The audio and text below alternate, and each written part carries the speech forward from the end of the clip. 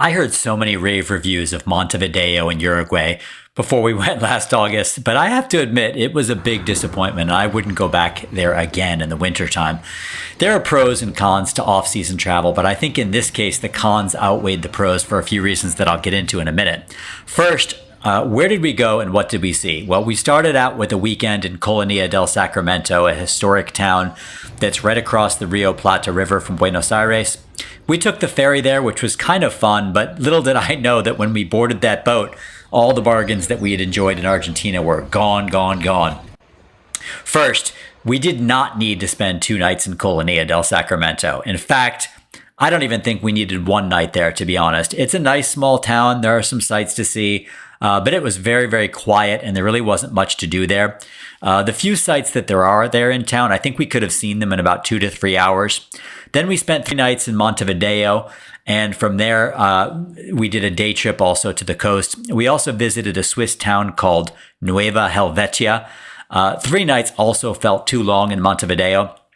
We were there early in the week. It just seemed, really kind of quiet. It was chilly, a little bit gloomy. I know my photos and videos they look sunny, but that's deceptive because I pretty much just take my camera out when the sun comes out.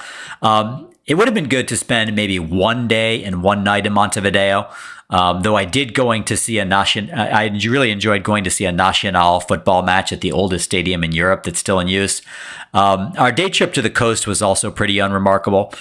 The Morrissey song, Every Day is Like Sunday? Well, he sings about a seaside town that they forgot to close down. Well, in early August, all the seaside towns in Uruguay felt pretty much like that on a gloomy Wednesday when we went.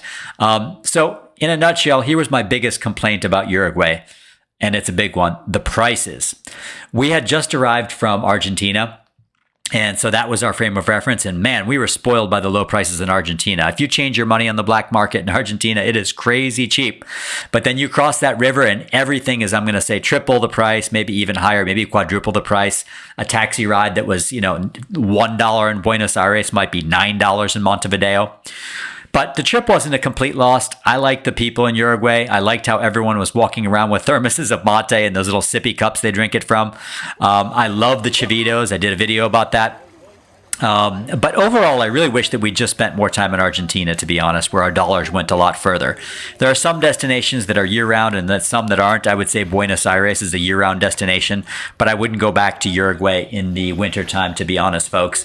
I would like to go back in the summer or a different time of year, but not again in the winter. So that was it. Hey, these guys, they're hungry. They're hungry.